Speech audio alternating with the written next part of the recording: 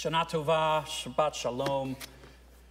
We take a moment really to take in all of the blessings that we've seen and we have heard. I usually do this at the beginning of the service, but maybe we all need to take a deep breath, kind of let all of the wonderful elements sort of sink in for us a little deeper. I don't know how many of you know David Robson, a British award-winning science writer specializing in the extremes of the human body, human brain, and behavior. In 2019, he wrote a fascinating book, The Intelligence Trap: Why Smart People Do Stupid Things and How to Make Wiser Decisions. It is utterly fascinating.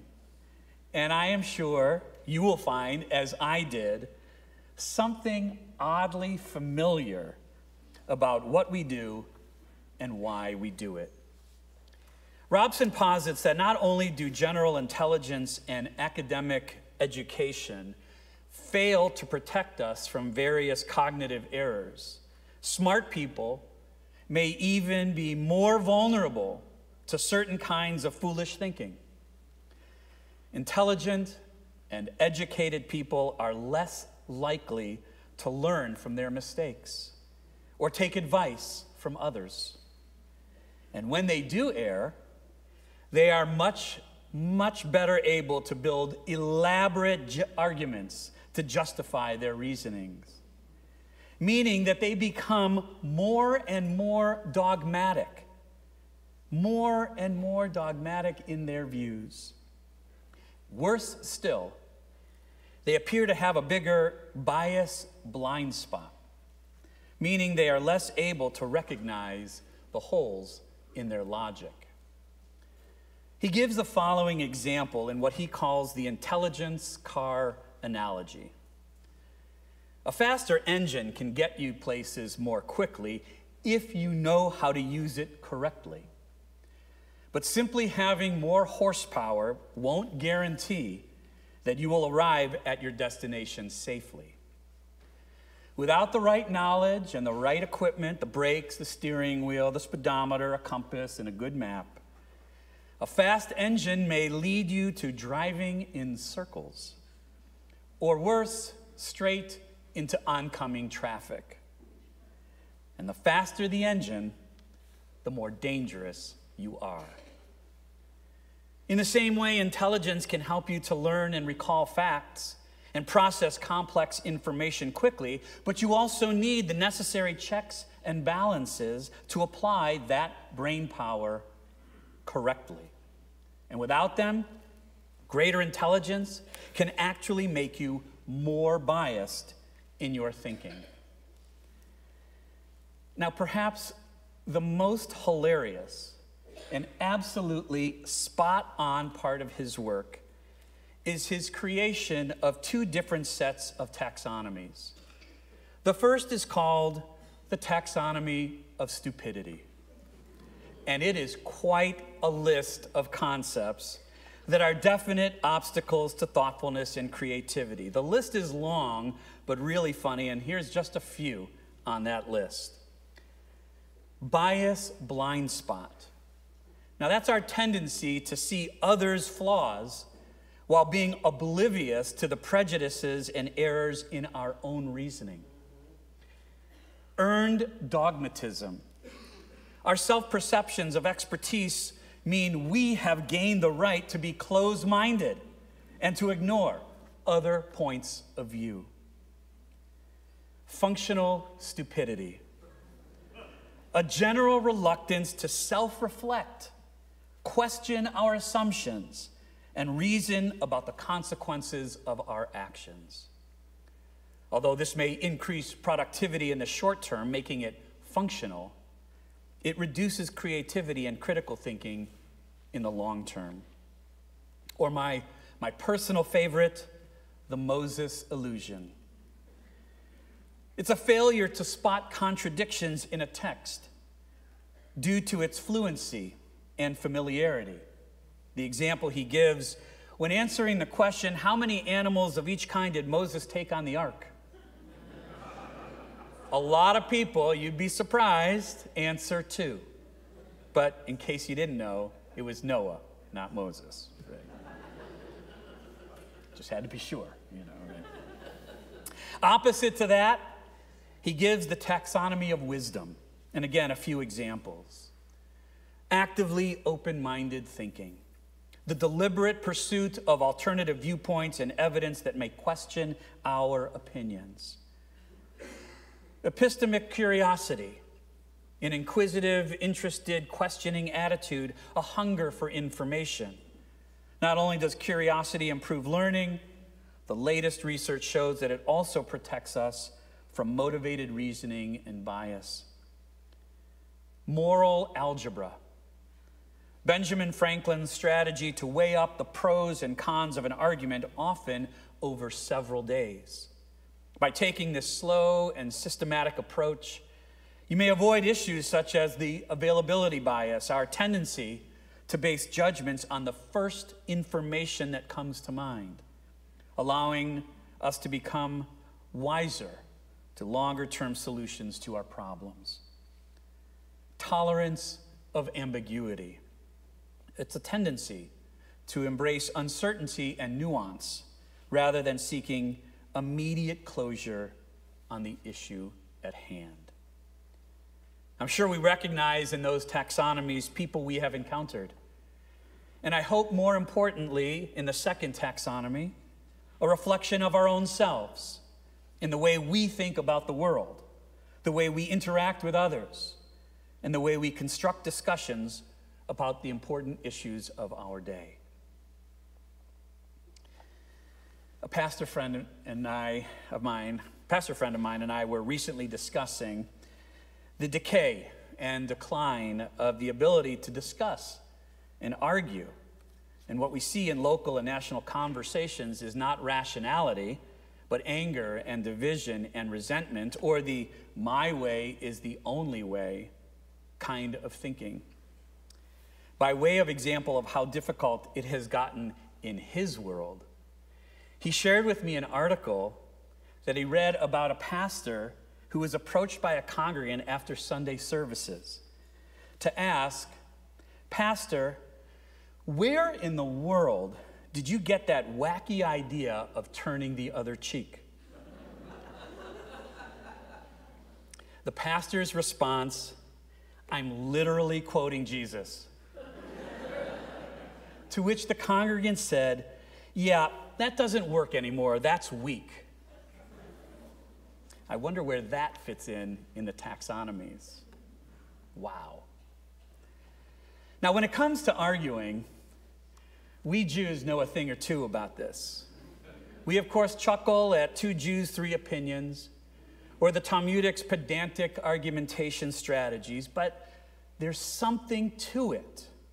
We argue and we debate because outcomes are important and details matter when we're trying to influence the world towards the fulfillment of God's plan. Now, last night I shared with you the theme for my thoughts this year, becoming an influencer, how everyday people can make every day better. And the idea that each of us has, by virtue of being created in God's image, tremendous power to influence ourselves and others around us, and that Judaism's desire is that we channel that influence for good, making ourselves and those around us, indeed the world, a little bit better. Today I'd like to continue the conversation as we explore influencing and the art of debate and the necessary outcome we all need. In the 1st century CE, there were 2 colleagues, Hillel and Shammai, both highly intelligent and teachers and mentors to literally thousands and thousands of students and followers. Hillel was a working class kind of person, lenient in his rulings and interpretive in his readings of Torah and legal text. Shammai was wealthier and rather narrow in his rulings and his opinions and took a more literal approach to Jewish law and to Jewish life. The Talmud records that they had only 5 disagreements their whole lives. However, after they died and their respective schools of thought grew, the disagreements between the schools of Hillel and Shammai grew to over 320. And now these disagreements span the gamut of Jewish life, but even so, the nature of their debate was preserved as a model for future generations. In a classic scene in the Talmud, the rabbis explain how to resolve an intractable argument. They teach that for 3 years, Hillel and Shammai disagreed about a particular subject, each claiming that their opinion was in accordance with Jewish law. Finally, a divine voice emerged and claimed, "These and these are the words of the living God. But the law is in accordance with Hillel." Why was this such the case? If both Hillel and Shammai's words were the words of the living God, why in the world were Hillel's opinions favored? Well, the rabbis explain, the reason is that Hillel's opinions were agreeable and forbearing, showing restraint when affronted, and when they taught the halacha, they would teach both their own statements and the statements of Shammai, and moreover, when they formulated their teachings and cited a dispute, they prioritized the statements of Shammai to their own statements in deference to Shammai. In other words, Shammai's reasonings weren't wrong. Hillel's answers weren't more particularly correct. Rather, Hillel was nicer and deferential. Now, according to Jewish custom, the winning argument, when all other things are equal, is the manner by which we argue. Kinder will always win out. Now, imagine Shammai's response to the rabbis. Say what? We are deciding Jewish practice on the basis of who argued more kindly? And the answer the rabbis give over and over is yes. Kindness in argumentation matters. Now, there is clearly that need for civility in our civil discourse today, and Judaism elevates that. But apart from name-calling and debasing our opponents in an argument, who determines which side is actually nicer or kinder? Especially if these and these are the words of the living God. Especially if both sides of an argument come from heaven. How do you influence that kind of outcome? I suggest to you today, maybe debating and argumentation, maybe they just simply aren't enough. I say this realizing the irony of what I'm about to say, using the art of argumentation, but it's what I got to use right now. Now, I don't know about you, but I'm pretty tired of listening to endless analyses of issues by purported experts who are trying to influence our opinions about everyday matters. It seems that the more the talking heads talk, the less actual work that gets done to solve the issues of our day. We're so busy yelling at each other that we can't even hear each other anymore. We can't even see each other, and worse, it seems as a result, we don't even want to try. We yell from further and further away, creating a distance between us that becomes more and more challenging to close. I believe in my heart of hearts that we possess great powers of influence, vast intelligences, and incredible capabilities which can be harnessed to solve the intractable problems of our day. I genuinely believe that.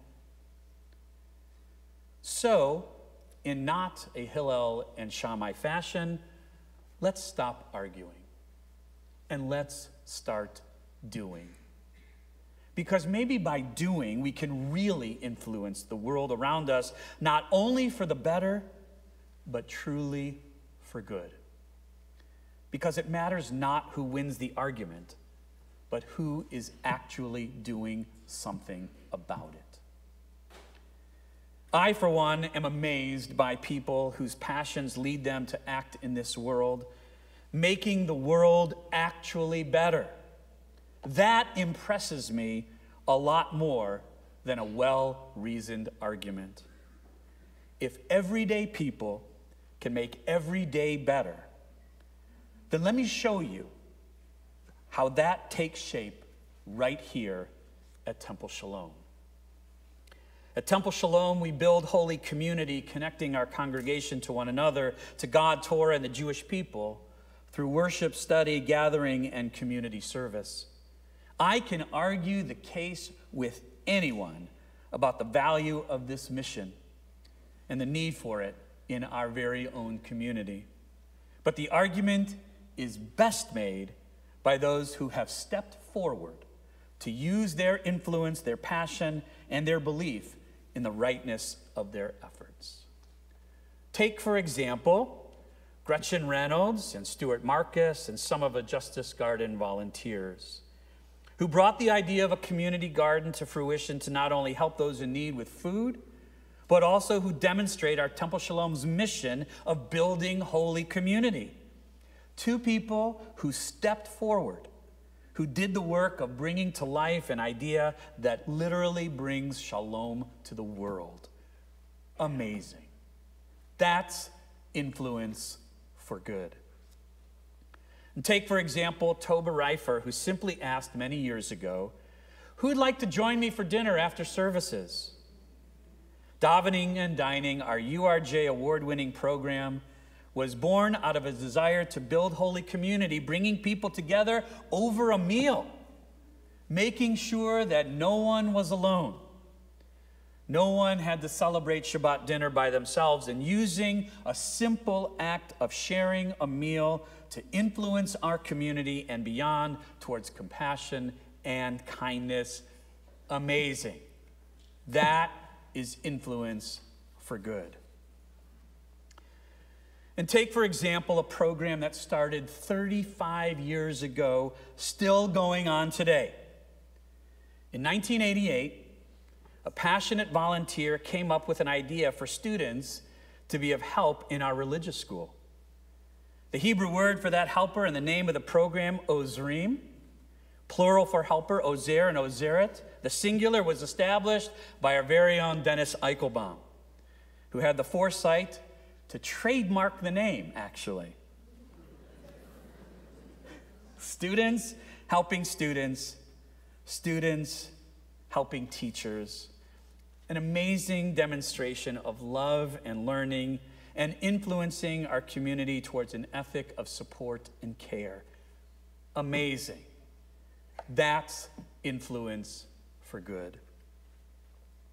The good news for us here at Temple Shalom is that I could go on and on about how people from our community have stepped forward over the years and used their influence to make our entire Temple family, our entire community, and indeed our world, a better place to be.